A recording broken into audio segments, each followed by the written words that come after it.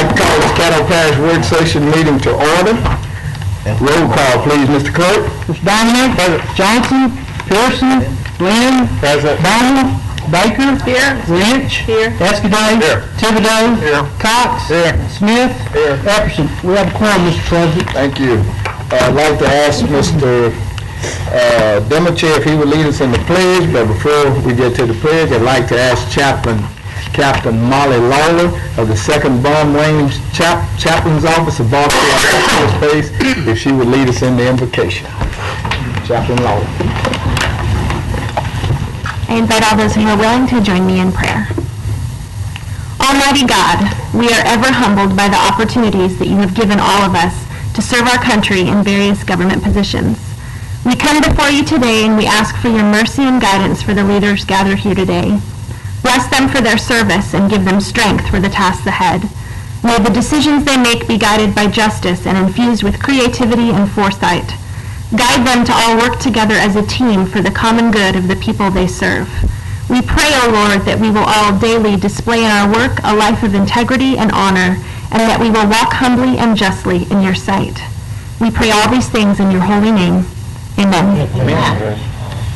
Chaplain, after the pledge, if you'd like to come up and state a few words about your unit that you're involved in, welcome to do so after the pledge. I ask everyone to face the flag and win the proper salute, and in unison recite the pledge. I pledge allegiance to the flag of the United States of America and to the republic for which it stands, one nation, under God, indivisible, with liberty and justice for all. Thank you. Chaplain Lawler, if you'd like. I guess what I'd just like to say is to thank you all for this community, for the support for Barksdale and for the other military communities in this area. It's always mentioned. I'm new to this area, been here less than a year from far away in Montana, and this has been, every time everybody says this community supports its military, y'all really come through for us, and we're thankful for that.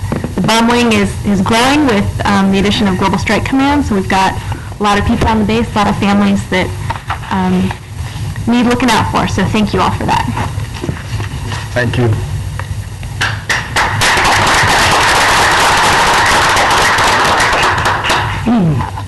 Are there any agenda additions? Okay, no agenda addition. At this time, I would like to state that any citizen that would like to address this body, please fill out a card that's located in the foyer, give it to the commission clerk or myself. You have 3 minutes to do so with whatever your concerns are on any item that's not an item that's on the agenda that's up for public comment. At this time, I do not see any. However, I do have a visitor today. As we all know that we are celebrating April of 2011 as County Parish Government Month, and our theme is serving our veterans, military, and their families. And at this time, I would like to ask the Major to come up, and if you would introduce yourself, your title, your unit, and we'd just like to hear from you in reference to where you are and what you all have been doing, and it's part of what we're doing to honor our veterans and our military within this area for the month of April. You may proceed, Major. Thank you, sir. My name is Major Jonathan Lloyd. I'm the Squadron Executive Officer for 2nd of the 108 Cavalry Squadron here in Shreveport, Louisiana, right over on Stoner Hill. I'm sure most of you are familiar with that. Major, come a little closer to the mic. There you go, so we can pick you up, okay? I'm here at Stoner Avenue, right there at what we call Fort Humbug. I don't know if you heard me, 2nd of the 108 Cavalry Squadron. We recently returned back from a deployment to Iraq. We got back right before Christmas, and I'd like to echo what the good captain said. We got a lot of soldiers that are here from this area, and there was a lot of support given by the community and by those soldiers' families for us while we were deployed, and even after we got back. So just want to say thank you to everyone and for all your support. Okay. Are there any questions or comments to Major Lloyd? Mr. Escudé, anyone else? I just want to thank you both for taking time to be here. I guess the longer I live and the older I get, you hope to get a little wiser, and I fail at most things. But one thing that's kind of dawned on me in recent years is, as I've gotten older, you see, especially 80, 90-year-old gentlemen, and you'll see them and they've got their caps on that show what ship they were on or something like that. And then it just kind of used to click in my mind, golly, be nice to the old guy, even though he may be grumpy this morning. You don't know what he went through. And then, as I'm sure most people do, I have family members who have been deployed in Afghanistan and Iraq. And it dawned on me that, you need to be nice to everybody, because you could be talking to a 24-year-old now who's a combat veteran, and you never know. So, just one little observation, but there's only two things that get me choked up at my age, and it's not seeing a PETA commercial or a dog or a cat or something, but it's seeing our flag, and it's seeing a man or woman in uniform, in military uniform, and I just want to personally thank all of you for everything you do. I realize that we couldn't do what we do if it weren't for you, so thank you very much. Thank you. And I'd just like to state, people don't realize what, you all go through. And I can truthfully say for myself, as a 19-year-old on patrol at the Czech border on Christmas Eve, 1,000 miles from home, that's a sacrifice. And we appreciate what you and all the members of your unit is doing. And thank you very much. Thank you. Shows how old you are. There's no Czechoslovakia anymore.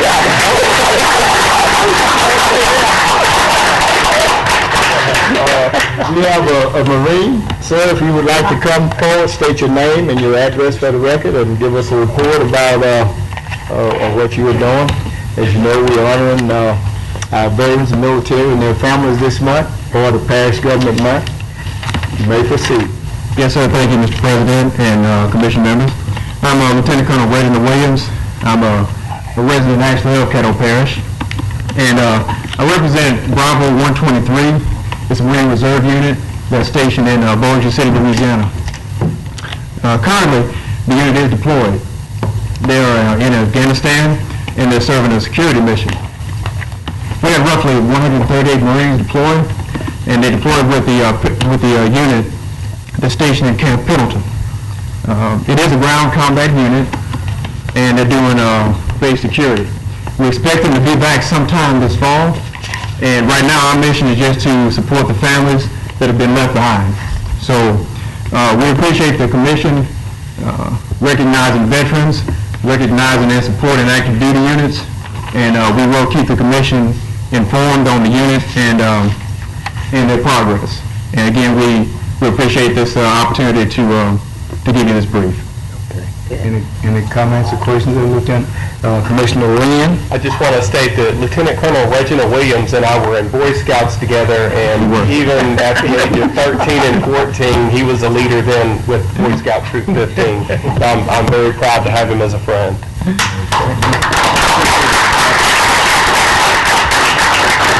I'm trying to get to his level, and I'm still trying. You don't want to go back.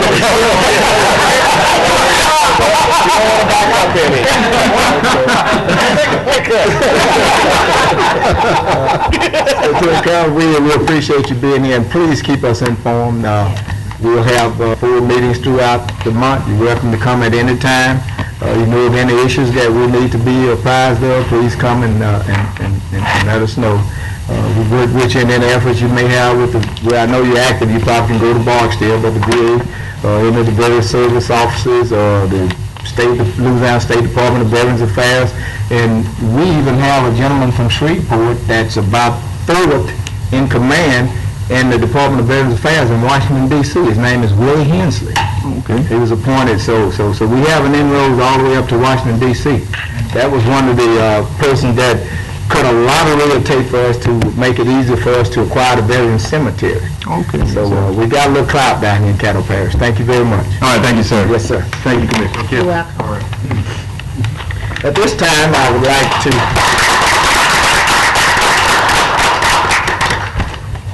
bring forth our President of the National Association of County Officials, Mr. Glenn Whitley.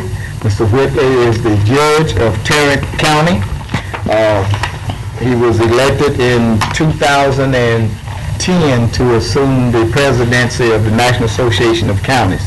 And I might say that, just for really, like I told you this morning, people don't realize the clout that the Louisiana politicians have through the Louisiana Police Jury Association, as well as the Caddo Parish Commissioners. Basically, every person that wanted to ascend to the office of president through NACO, you know the first place they come? They come to the Police Jury Association when we at our state conference, because we can muscle them through. At this time, Glenn Whip. Thank you. It's true y'all carry a lot of muscle up there, but you also cook better than anybody else. So we always come to Louisiana for the food, in addition to the politics from that standpoint.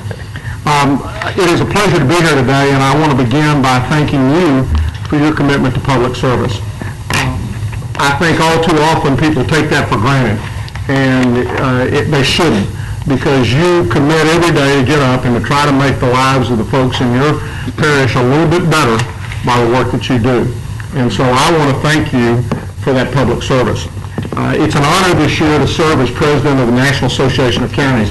We have over 3,000 counties across this country.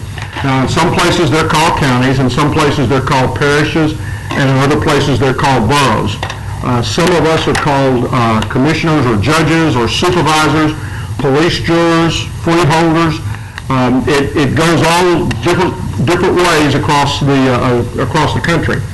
And that kind of brings me to really what this month is all about. It is County Government Month, and as president, we have an initiative that we can each put forth during our year as president. And I kind of chose two things. The first thing I chose was to raise the public's awareness about what county parish government's all about. Secondly, it was to embrace our veterans, our active duty personnel, and their families, because they do give so much for us, and because of what they give, we enjoy the freedoms that we have today. And so it was very easy for, as we approached County Government Month, and they were looking for, okay, what's the theme of it going to be this year? It was very easy for it to be really to support our veterans, our active duty personnel and their families, all encircled around trying to raise the public's awareness about what we do. How many times have you gone someplace and somebody asks you what you do, and you tell them that you're a parish commissioner or a police jury, and there's this question mark that kind of goes on their face, because they recognize what the city folks do, they recognize the state and the federal government, but they really kind of lose, we're kind of that invisible form of government.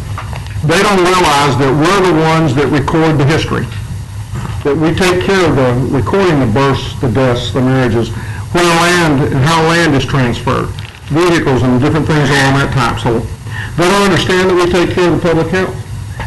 They don't understand that when it comes to the justice system, besides the judge that is up there, which the state may take care of, we take care of everything else.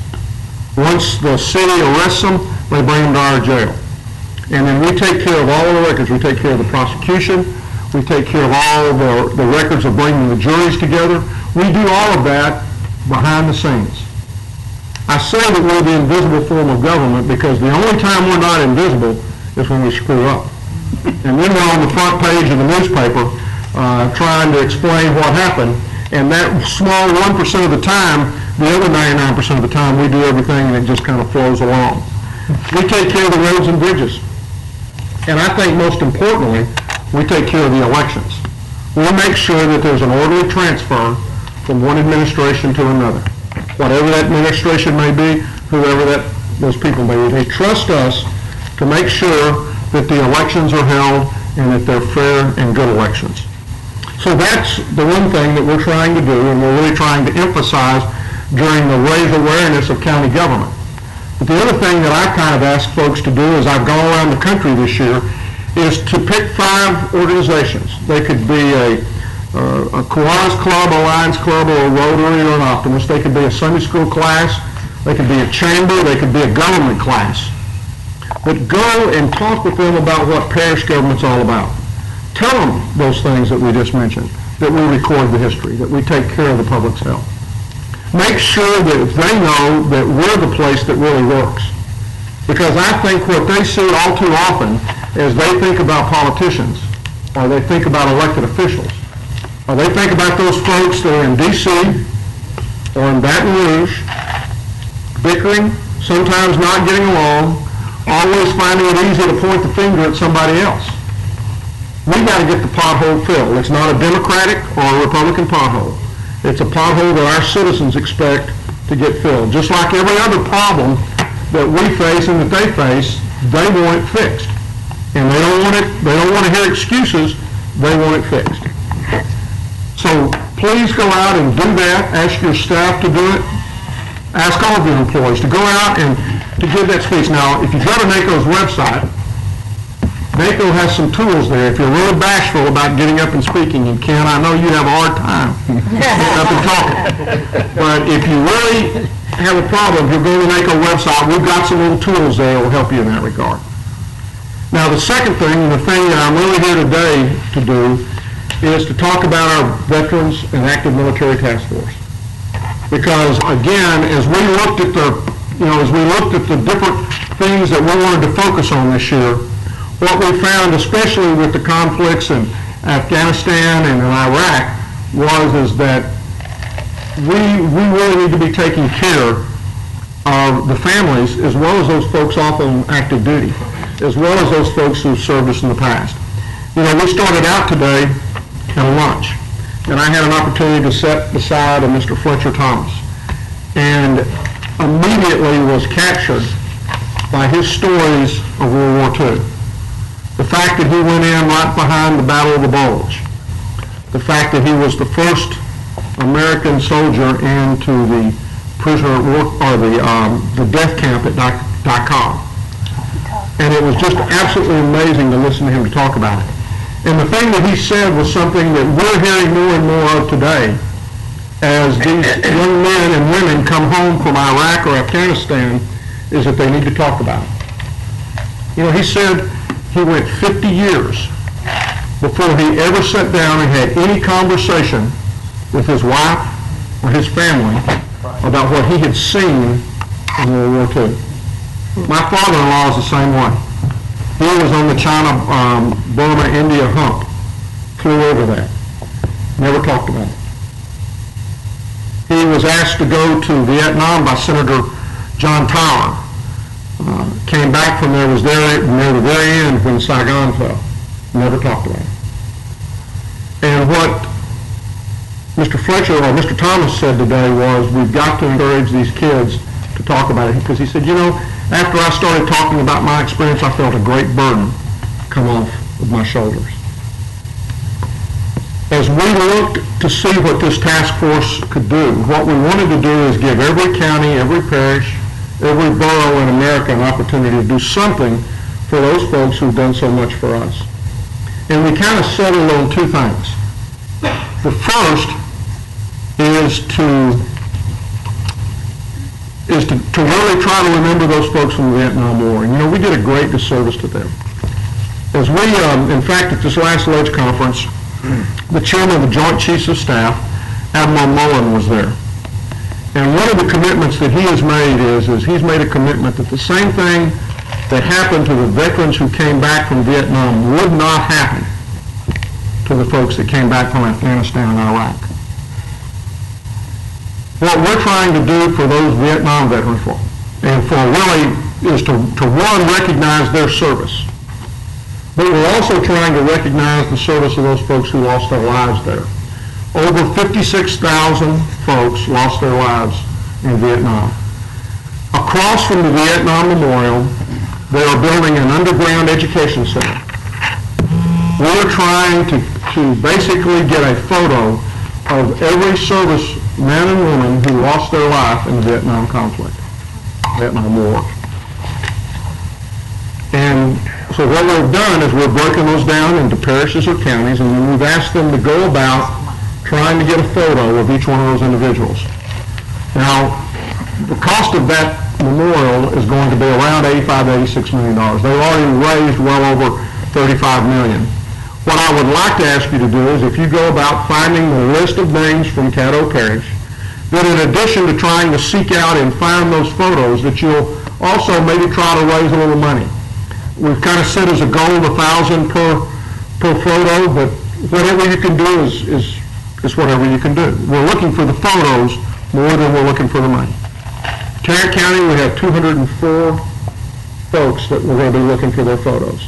As it turned out, as I talked about it, one of my commissioners, his father was a doctor in our area. And one of his patients was killed in the Vietnam War, and his parents had brought him his photo as well as his medal and his recommendation for him to have and for him to keep. And so my commissioner is very excited about being able to present that to us. So that's one thing that we're looking to do. We feel like every county, every parish, every borough in America can get their arms around that particular deal. The other thing is what is really being pushed out of the Defense Department, and it's called the Sea of Goodwill. And what it basically says is that we're going to encourage each community to create a kind of mentoring group. We hope it will be made up of veterans, it will be made up of businessmen, women, and elected officials in the parish or county or borough.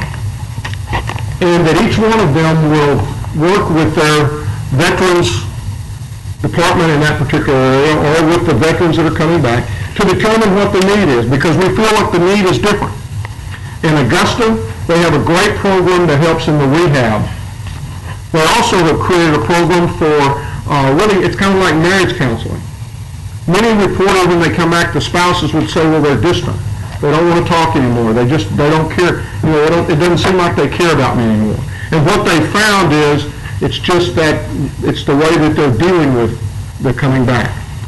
The lack of talk, not wanting to talk about it. And so when Mr. Thomas mentioned it today, it just really, a light went off.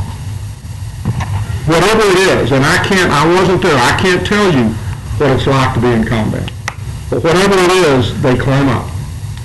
And I think that sometimes it's only those folks who've been there who can really pry that out of them. But whatever your needs may be of the folks that are coming back into your area, try to form that group. Try to form a community of volunteers who will really integrate them back into the community. Whether it be in helping them find a job, whether it be just in having someone they can talk with, whether it be in some sort of marriage counseling, whatever the need may be, let's see if we can't find that. You know, I hope, I wish, or I dream that every county could be as active in doing this county government month program like y'all are going to do it. You kicked it off today. I mean, I listened at lunch. You've got things going on at every meeting. You have your students coming in. You are doing an absolute picture-perfect process on this initiative and on county government month. And I really want to tell you how proud I am to be here and to really be able to start it off and kick it off here in Caddo Parish to start this month off. I want to thank you again for the hospitality, for the invitation to come out. Mr. President, it's been a great day. I'm going to have to head back. Our court meets early in the morning, and in the morning afternoon I've got to fly to D.C. for one of our Rural Action Caucus fly-ins, where again we're going to go to the Hill and talk about the needs of county government in difficult times, because that's what we're all in right now. And we want to make sure that people continue to realize and know that county government, that parish government, is really the form of government that works. So thank you very much for allowing me to come out, and thank you for your involvement in NACO and how active you are in all that you do. So again, thank you very much, Mr. President.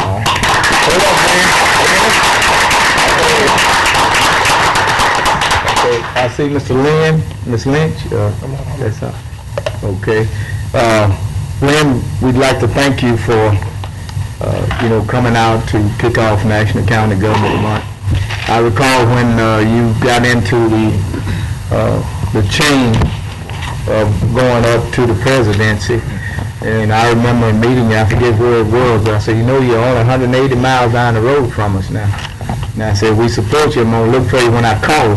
I want you to come. I said, so we're going to work on it. So we caucused, and we did throw our support behind you, and we appreciate you for keeping your word.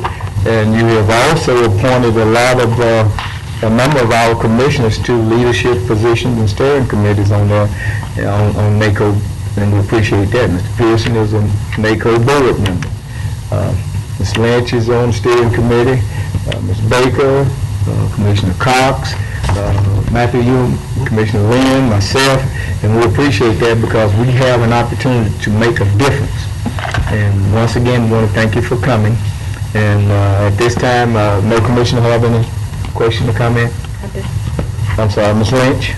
Well, certainly, I too want to thank you for coming to share this special occasion with us. And Mr. Fletcher Thorne Thompson, who joined us at lunch, I'm so glad that you got a chance to meet him. And I called him this morning and told him you were coming. I knew that would be something special because he's got certainly a history to tell, but he's also a big supporter of our juvenile justice committee and system, and it has served as a mentor to kids and helping us to promote that complex. Also, I just want to commend you, Glenn, for how you have energized NACO. I mean, I know a lot of things have been in the work, but the Caremark initiative that has allowed additional counties and parishes to become a part of the organization is certainly something I think that, you've just been able to serve as a magnet and as an attraction for corporations to continue to work with us. The County Government Works campaign that you initiated is probably one of the most aggressive campaigns to let people know actually what we do, and certainly one that I think is working. And as Ken said, you've been fair in your appointments to NACO steering committees.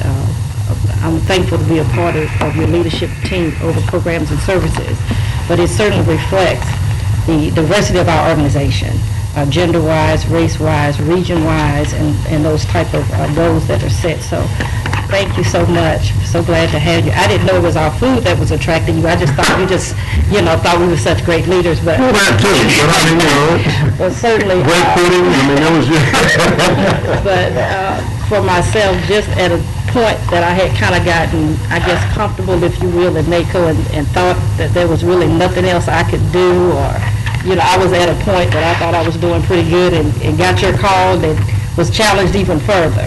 And so I appreciate the opportunity that you have given me, because it's allowed me to grow as a leader and as well as a politician. So thank you. I appreciate it. No, again, your folks do you well and represent you well.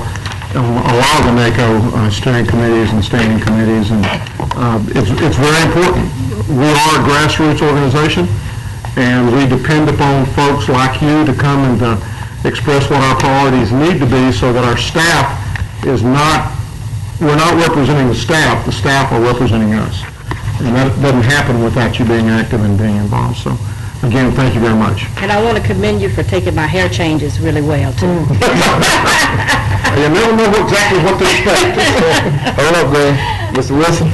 Mr. Wilson? Not just with your hair change.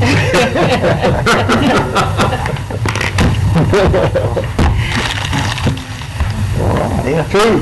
Try to keep you outside. President Whitley, on behalf of the 24 million veterans across the United States, thank you for this initiative to recognize us as well as our families and supporting those who are deployed. So we thank you, sir. And also, you were told earlier today that in order to get to heaven, you got to come to Cal Parish first. And the man from Greenwood said something about Greenwood in there too. Oh, okay. All right. Well, while you're on your way to heaven, this is a little taste of Louisiana to help spice up your foods on your way through. Thank you very much. I appreciate that. We're not through.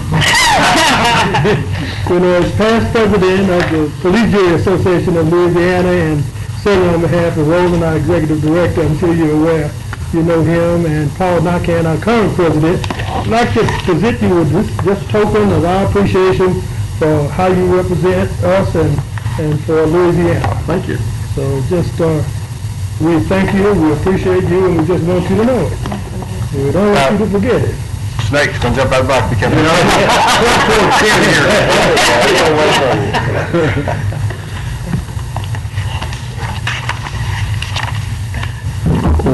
Thank you very much. It's something you can put on the desk. That's nice. And remember Louisiana. Thank you very much. Thank you. Thank you very much. And safe trip.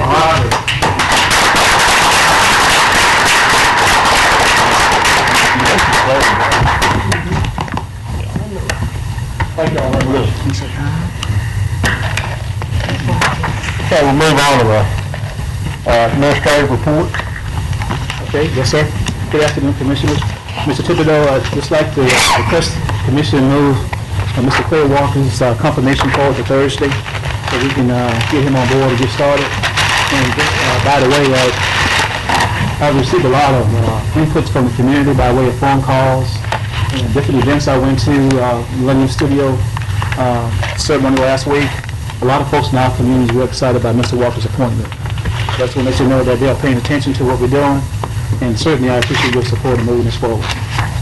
The second thing we have for you is we have a request for confirmation from Chief Ernest Mitchell, Fire Department 3, to replace Mr. Danny Malone on the ambulance board.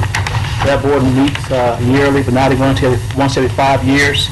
So a biographical sketch was attached to his nomination letter you should have received already. Talks about his qualification and education. So the board recommended him when they met last week. So I'm just moving this along to for your consideration. I just want to make you aware, on Thursday, we have Ms. Cheryl McGee from our HR department. She obtained the certification of Senior HR Manager Professional in Human Resources, so we want to recognize her Thursday. And also the Parish Finance Department has received a Certificate of Achievement for Excellence in Financial Reporting.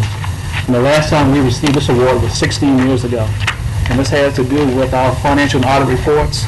So this is not the typical budget preparation award. This is a little more in-depth. So we are proud of that achievement. And at this time, I'd like for Mr. Everett to come forward to kind of give you a little presentation, a brief one, on the capacity issue with respect to animal services. And Commissioner David Cox has requested this information. Okay. Good afternoon, Commissioner. I'll be giving you a briefing on field services update. The background information as Caddo Parish continues to evolve and expand, so does the pet population and call for service. This has posed a tremendous challenge to our department. However, the challenge is being spearheaded by expanding space at the shelter, hiring qualified employees, and most importantly, working to educate the public. According to King's Ambulance Service in 2010, Animal Services and Mosquito Control received approximately 250 calls after hours, and those hours are from 8 p.m. to 7 in the morning. And that's a total of 3,000 calls for the year, 2010. As of April of 2010, Animal Services has only had one animal control officer covering over 850 miles of parish road after hours and on the weekends. Field Services currently manning a 24-hour, 7-day-a-week operation with one field manager and 9 officers. Okay. All right, you can see here the 2010 call for services. Take it back for a second.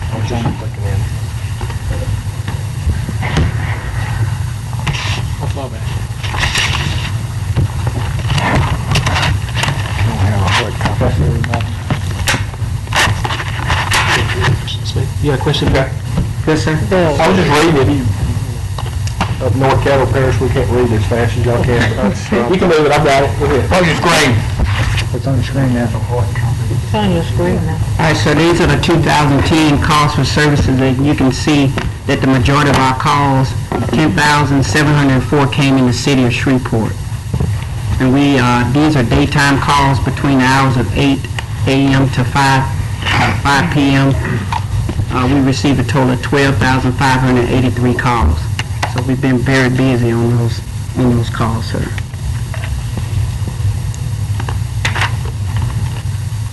All right. In order to improve our operations based on the calls, I'm recommending to the commission body that we receive 2 additional ACOs, an ACO2 and an ACO1. And here's the breakdown for those. The 2 officers will cost $118,000 additional into our budget. Right now, looking at our what our budget numbers are, we could probably do these positions out of our current budget. So I think this would help us to deal with things that we deal on the weekends, to include the Greenwood Parade that we do annually, the Vivian Parade, the Mardi Gras parades that we have to do, Bark and Semi-Owl, Operation T-Bone with the Shreveport Police Department, problem areas on the weekends such as enforcement with people selling animals on the sides of the roads, because that creates an overtime, and our rabies clinics that we administer, because we have to have ACOs on the weekends to support those events. So we're continuing to evolve, but we haven't evolved in personnel, so this is going to be the avenue that we're going to have to do to increase that. So we're going to need some additional manpower, and at this time, I believe that 2 people would help us improve our operations.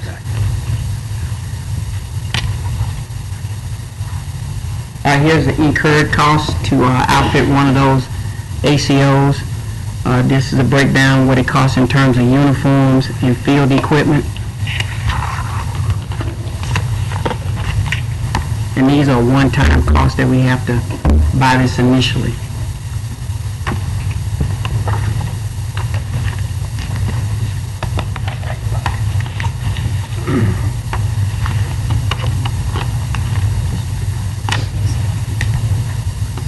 Here's the next slide on training.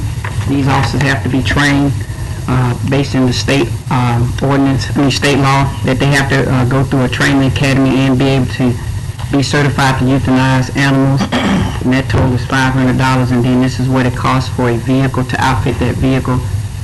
And per officer, you're looking at $41,000 to outfit them, for a total of $82,000.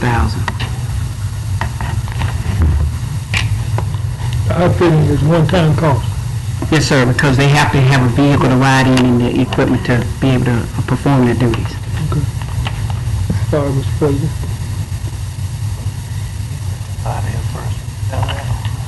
And I believe that these additional resources will enhance Caddo Parish and maintain its efforts to uniformly enforce the laws related to public health and safety, to respond to and investigate complaints in a timely manner, and to deter future problems through education. We have a tremendous challenge in our department, sir, to try to maintain the call loads that we deal with. We have to determine, are we going to be everything to everybody? And of course, we're not going to be able to do that, but the additional manpower will help us try to minimize our call load and be able to respond in a timely manner. Subject to your questions. Where is that? District 2. We went on a call that was in District 2, and I thought I might show that because we run across that from time to time, and this was a call from Commissioner McCullough. She asked us to go out about a gentleman having 6 donkeys in his backyard, and we went out, and this is what it looked like, and this is part of that evolving services that we deal with, and we go out and we see this type of stuff. We're into enforcement and trying to curb this type of behavior. So they got more than donkeys than one where they filming the video. We have Ms. Lynch, Mr. Dominique, Ms. Escudero, and Mr. Cox. Ms. Lynch. Mr. President, I think Commissioner Cox asked for this presentation, so did you want to go on and? No, I can, Okay. I'm good. Y'all go ahead. Are all the costs that, I know you said 2 of them could be absorbed in your budget, current year budget. Okay, so we're straight on that. What about the other costs? Is that in there? That would have to probably go through the budget process to be able to add the additional money to do that. Can you give us a hard copy of this? Yes, ma'am. Okay, okay, thank you. Mr. Dominique, what she asked a couple of questions. Can you email us a copy also? No problem, sir. And I guess you're trying to get this going, and it looks like we need to amend the budget so this could take effect in the near future, correct? Yes, sir. That's all I have. Mr. Escudero? How long from start to finish would it take to get these officers trained and on the road and hired? With the hiring process, as soon as we can get it announced and get it out there, so we'll probably be looking at about 2 months. Okay. Specifically, what impact is this going to have now? I believe it will. For officers, yeah. The additional officer will allow us to be able to do some things based on some information that I've gotten from the commissioners to help us be able to get out, do some other things as on the weekends, at night to help us with that. Because with one officer, sir, it poses a safety risk to have one person trying to cover nighttime operations. When we have one officer that may be in Blanchard and then have a call on the other side of town, it's hard to try to manage those in a timely manner. And with 2 additional personnel, we'll be able to manage some of those calls in a better, timely manner. That's pretty vague. Have you set up a schedule on what hours and how these additional officers would work to fill in gaps that they're currently not? Yes, sir. We're going to look at those being mainly on the weekends and at night. I want to be supportive of this. I want to see where they're working, what impact they're going to have that's going to expand what we're doing, not just enhance what we're doing. Weekends, nights seem to be the problem. I would think, without holding your feet to the fire, that that's where most of the resources would be put. Yes, sir. I'd like to see that. And just one other question. Why is a radio cost twice as much as a laptop computer? So I don't create the prices. I just go by with the equipment that we have, and that's the Motorola radio that we utilize, and that's the price. Who are they talking to on the Motorola radio? Mars, sounds like. That's the standardized radio that we use now for emergencies, so we can talk to the sheriff in the Shreveport Police Department. It's just one standard radio that we buy, all agencies use. Where are you buying from? Motorola. Somebody making some money on something. Shreveport Communications. Everybody can have cell phones much cheaper. It just caught my eye. $1,800 for radio is $600 and something for a laptop. Okay, thank you. Yes, sir. Mr. Cox. Well, and John and I both picked up on $1,800 real quick. That's too high. Now, Mr. Administrator, I would suggest that we get with the other entities, if we talk to each other, and there's got to be a way we can get $1,800 per radio down. We could probably work around that, commissioners, because from time to time we get Homeland Security grants. That's right. And we go out and buy radios. That's what it's and we can get them free of charge through that grant. So that would be a cost that we can kind of scratch through, but the rest of it is pretty legit. The last few times we have a lot of standardized radios that we use for emergency calls, and everyone using throughout our community for interoperable communications requirements. We have to buy that particular radio, but we can get it on the grant money. Okay. Secondly, you and I have talked before, these 2 officers would be a great part of the division. My idea always is you have your Monday through Friday personnel, and then you got your Tuesday through Sunday personnel. It's just like in the military, and it's like our factory. You got some that's got Monday and Tuesday off, you got some that's got Saturday and Sunday off. We need better service. Not saying that you haven't done service up till now. You have. You do with what you got. You're asking us to give you more, which I am more than happy to support this initiative, as long as we put it in the right direction to serve the people of Caddo Parish.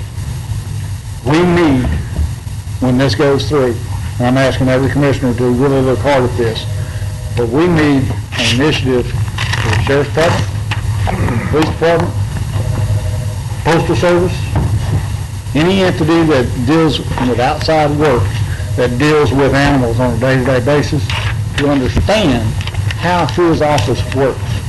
Understand when's the best possible time to call you and your responsibility to them. Don't let a sheriff's department or a police department call in the middle of the night and say, well, that's not an emergency, so we're not coming. We need to understand so we can tell the people of Caddo Parish what your responsibility is. We, too many times, have to answer in what we feel is common sense to turn around and find out, well, that's not the way we work. Okay. We have our protocol set at the 911 Communication Center, so they are well aware of what we do, sir. What it is down at that center and what it's coming back to us is 2 different things. And just like I told you, I'll be behind you 100% as long as we do what's right the first time. Don't come back and have to do it the second time. I've been preaching for this for years. I think it's needed. I think we need to support it. But I also expect double what I'm getting out of them now. So, thank you.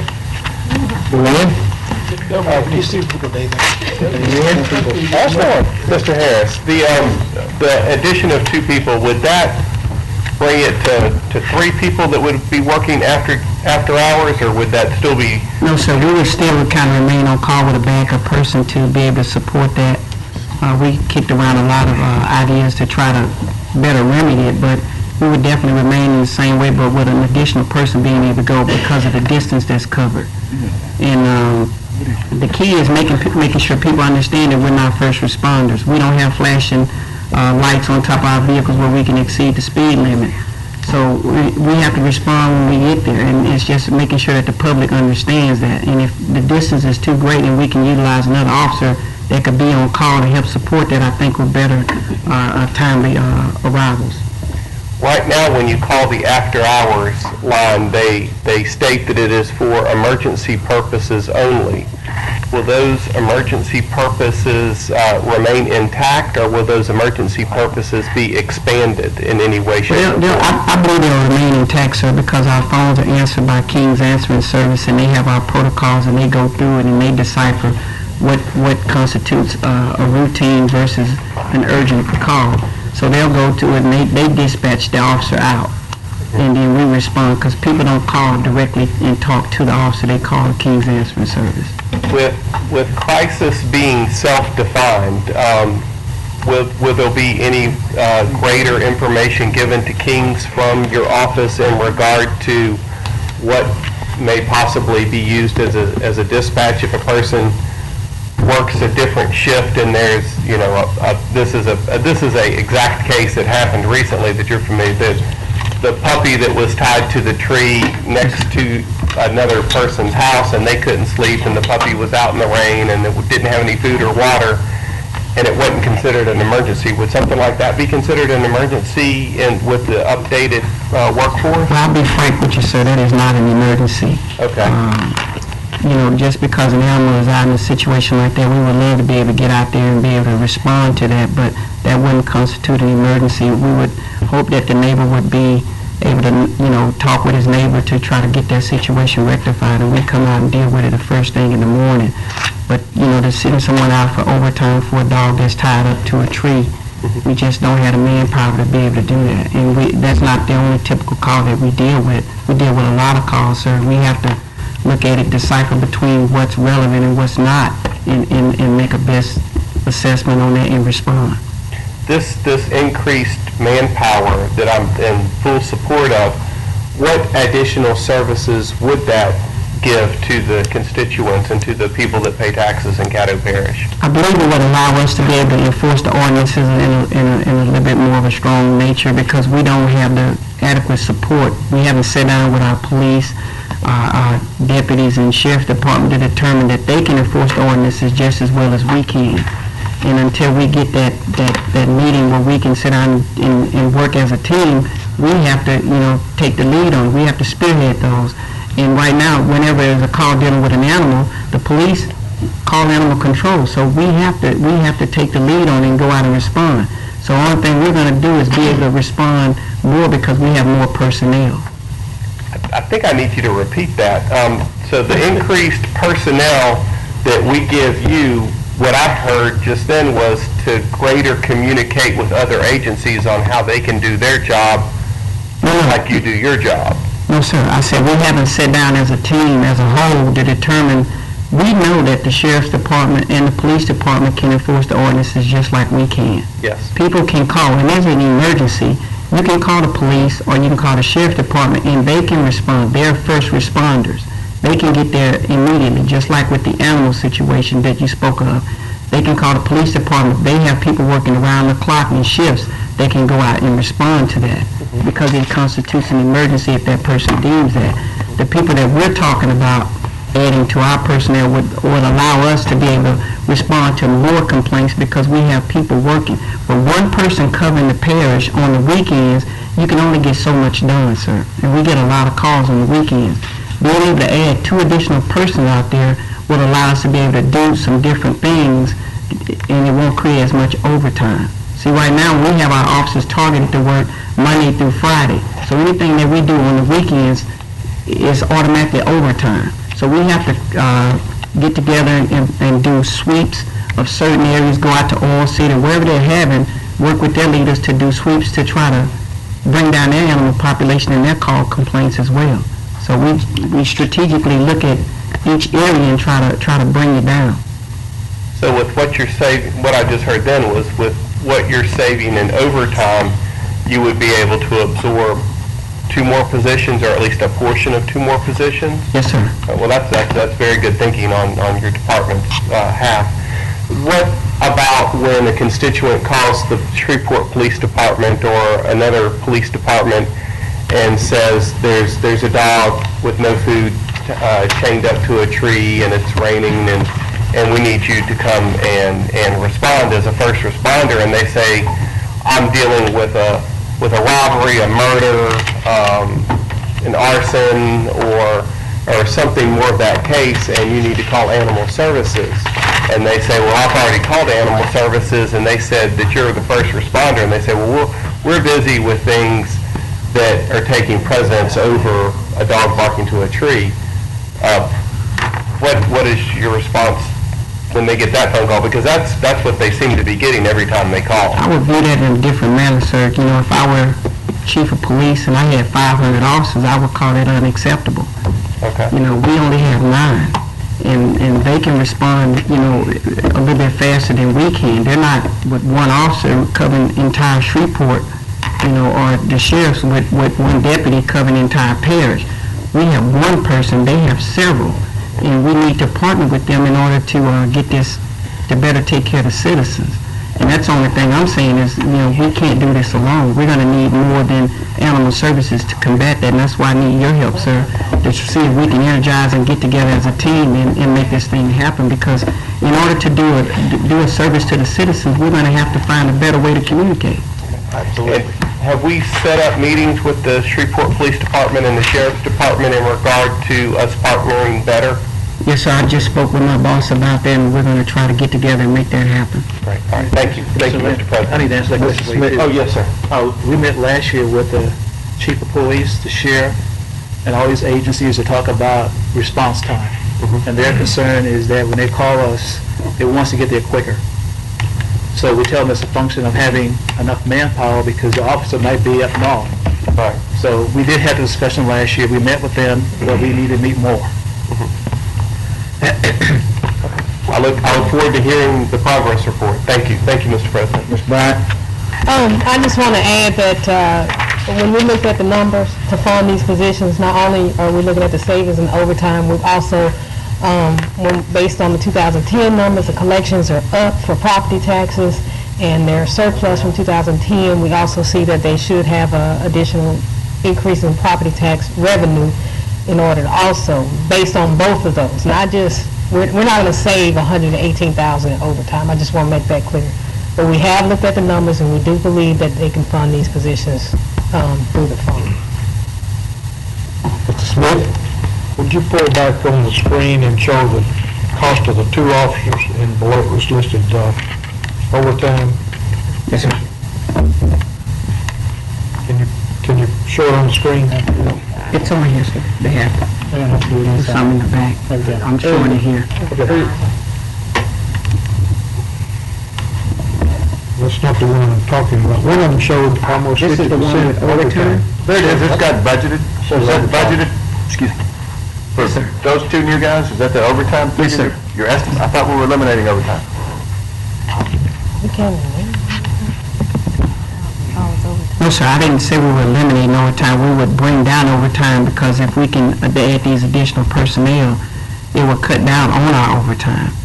With these parades and other things that we have to do, I mean, with the city, the way the city of Shreveport works, they have a permit that these parades and these different organizations have to have in order to function. That means if they have a parade, they have to get a permit for animal control has to be out there because animals may be out there on the parade route. And we have to make sure that the animals are so many feet back from the parade. That means we have to, on a Saturday, put 4 officers or 5 officers out there to try to cover the entire parade route. And that's overtime. We can't get around that. there's certain things that we're going to have to do that's going to generate overtime, sir. I still don't have an answer, and maybe I'm not asking it correctly. The figure that I thought I saw was the total salaries, and then the dollar amount of overtime was almost 50% of the total salaries, unless I just saw it incorrectly. This is the only sheet that I have that shows the salary on here, sir. This is the only sheet. Maybe I just looked at it wrong. That's it. Let me inject a point of information. It appears as though we are coming into a lot of discussion that really, I think we've had an adequate presentation, which generated a lot of questions, which at this point in time, I think we can go on. I see we're recycling. So what I would like to do is refer this to Personnel Policies Committee. We got a good basic foundation. Let's get it in that committee and hash that out and get those questions answered and get a little bit more detail. But what I see us is just going around, now that, we got the gist of what's needed. And but that's my perspective at this point in time. Let's see, first go around Ms. Lynch. Just two other questions for consideration. You already went around? Yeah, this is... Okay, is there anyone else that had not speak? Bowman. Ms. Bowman. It'll be Bowman and Thibodeau. Well, yeah, and I do agree, it's probably something that probably should have been discussed in committee, but my problem is this, the question I have, when you say that these are two additional employees, are they're two full-time employees, right? Yes, ma'am. And are they on, for instance, 8 to 5:30 shift? What shift are they working? And in addition to that, there seems to be a major problem with weekend night call. And if there's one person who's on call at night and he's out north and an emergency happens out south, do you have a plan to have on-call people north and south? That's what we're going to look at, ma'am, is being able to have two people respond, to be able to cut down on their response time, because when there's an emergency, to have a person be up north and then have to get all the way to the other side of town, we want to be able to have two officers on call to be able to respond. Okay, I really think that that's more of the problem that I have heard about, and especially most recently, that here's something major going on out north, but then out south here is a vicious animal and blood's everywhere, and they say, well, I can't come because I'm the only on-call person and I'm out north. So that definitely, in my opinion, should be addressed. Yes, ma'am. That's it. Mr. Thibodeau? I'm willing to close the committee. Okay, let's see, still first round, Mr. Pearson has not spoken, right? Mr. Pearson? I just wanted to make mention, I think what Mr. Harris is saying and what I'm understanding is that somehow 9 people is really not a panacea to be able to take care of everything all the time, everywhere. I think it'll help. Hopefully, I think you mentioned it would help on the people selling dogs on the side of the road. So perhaps on Saturdays, one of those persons you can dispatch in that hot area and get those people off the road. But basically, I think what we've got to do is that suggest strongly that the sheriff and the SPD respond and take care of their business as an emergency responder whenever, if they got a bloody dog and dogs fighting, they don't have to back off until the animal services get there. They have the ability to enforce the ordinance and take care of whatever they have to take care of until they can get there. I think, we don't want to get to a point where we have to put lights on top of that truck and run every red light, trying to get from one place to the other. But if we can get the help that we ought to get from SPD, I think we can all work together to make sure we curb a lot of these issues. And I too agree that maybe some of these things we can iron out in committee. But I really firmly believe that even, I support the extra personnel, but even with the extra personnel, it's certainly not a panacea that's going to be a cure-all. I don't believe. I think it's going to help, and within our ability to fund these things, it's certainly going to help. But we're still going to need assistance from law enforcement. Thank you, Mr. President. Okay, let's see. Take Ms. Bowman off and Mr. Thibodeau off. Jennifer. Okay. Got Ms. Bowman off. Mr. Thibodeau passed. Okay. Take Mr. Pearson off. That goes in order. All right, now what we got left on second go round? Who we got? I can wait. I can wait till. Okay, take Mr. Lynn off. Okay. All right, well, the appeals is done, we're finished. Am I right? There'll be a policy and procedure meeting April 18th at 2 p.m. Thank you. I'll kiss you.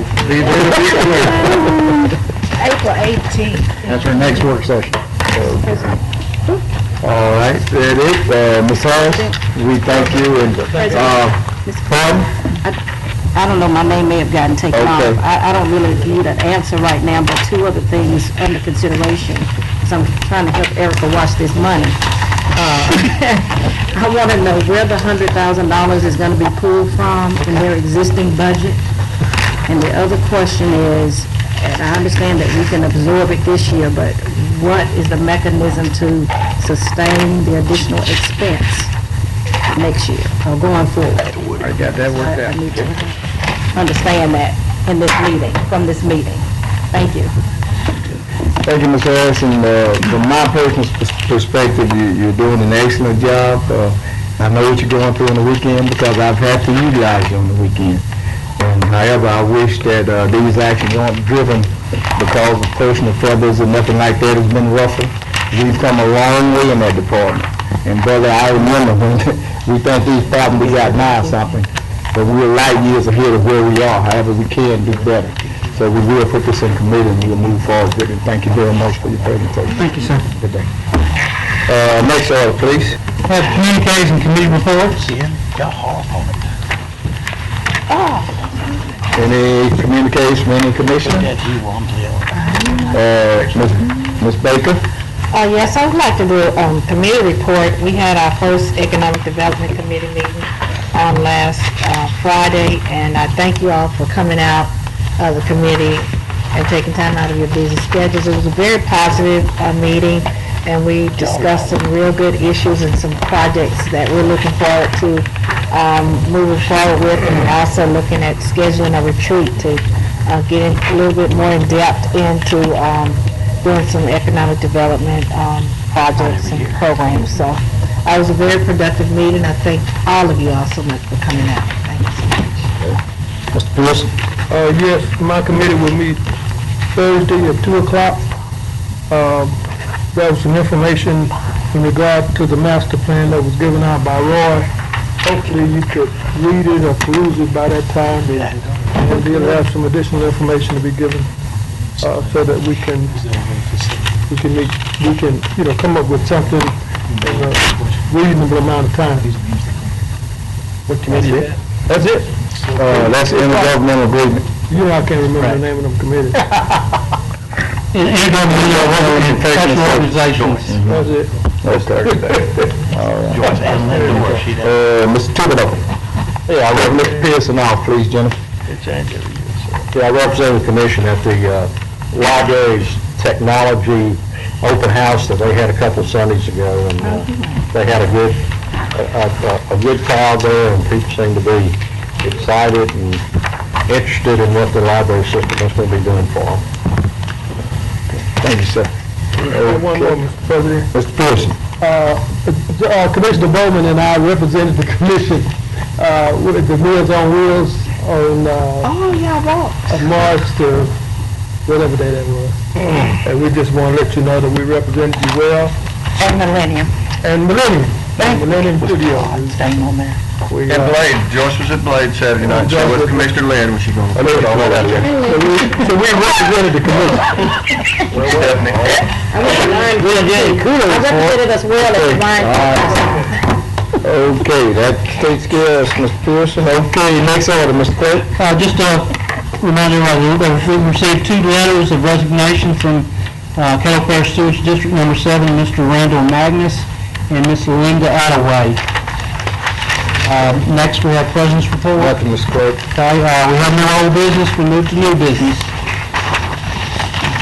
Ordinance number 5079 of 2011, amending and reenacting Chapter 4, Sections 4-361.1, 4-61.2, and 4-118, and amending and reenacting Chapter 35, Section 35-1 of the Code of Ordinances pertaining to permits for the sale of alcoholic beverages and alcoholic beverage handling cards.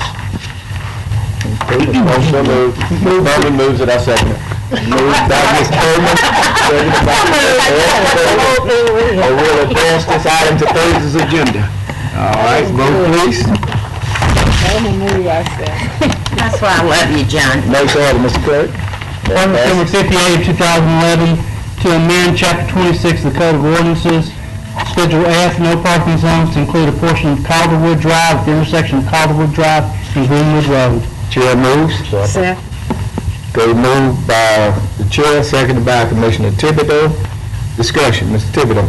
Watching Caddo number 5 through 12, and skip 13 because that needs to be amended, and add number 14. And under new business, to authorize appointment of Mr. Clay Walker as Juvenile Service Director, and to authorize appointment of Chief Agent Mitchell, Fire District number 3. Second. Okay, it's been moved and seconded. Moved by Mr. Thibodeau, seconded by Commissioner Baker, that we ain't global. 5, Everything except everything except 13, down through new business. Move it forward to Thursday's agenda. In favor, vote yes. Discussion, you got a call for discussion? And the discussion. Yeah, I just have one question, please. Okay. On 09, the Morgansport landfill, specifically, what is this property going to be leased for, do we know? Well, I got some questions on it too. Can I address that, Mr. President? Well, you already discussed, you want to take it out and we discuss it. No, Go back around. I can, We'll have to take it out. I need to address answer your question. And Jimmy may be able to help us a little bit more, but apparently there's an old landfill in Morgansport that's not being used, and for several years now, a group that flies model airplanes has been using it. They have taken away and helped us out, because before we were having some problems in vandalism, trash, and they've apparently been doing a good job. From talking to Jimmy and Robert, y'all want them to stay there, but for some reason, it has to be leased out. Apparently they've been there, but now we've got to enter into a lease. My question is, to Donna, is, I guess anybody can bid. There'll be an open bid. Will this have to come back before us on another ordinance once we pass this? How long is this going to have to be taking? How long is this going to take? The guy called me the other day. He said he's been working on this since August, and I mean, I'm wondering how long it's going to take before this thing gets approved and completely done. Do we have to come back with another ordinance once they accept it, or what? No, sir, it will work just like bid we did for the ice machine in the park. Okay. Once this is passed, we proceed with the bid process. I doubt that anyone else would bid on it. So it's no minimum bid amount or qualified? The minimum bid, I believe, is $15 per acre. Okay, is he going to be okay with that, Jimmy? Because he told me he didn't want the whole thing, he just wanted... No, we're giving him just a little, or leasing to him just a little in excess of an acre. Okay.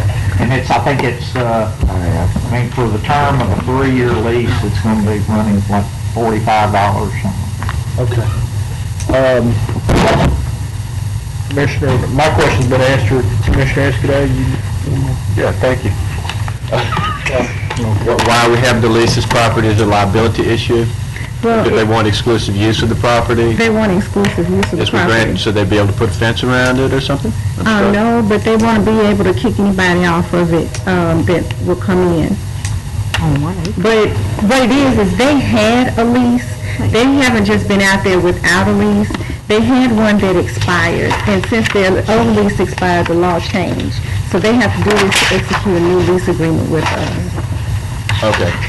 And there's nobody else around there nobody else in the public that occasionally has ever expressed interest in using that property? Oh, well, now let me take that back. No, part of the benefit that we've experienced from having the radio people out there is people come to us all the time wanting to hunt on that property, and they go in there and they cut the locks on the gate and go into the property I don't know necessarily if they're on our property, the old landfill, but they go through it to access other woods in the back. And one of the benefits that we experienced with having the radio control people out there was they're out there often, and it's visible that they're out there and somebody's out there, and typically while they're out there, we don't have any problems with locks getting cut and people going onto the property. We get a liability waiver? Yes, they have insurance. Okay.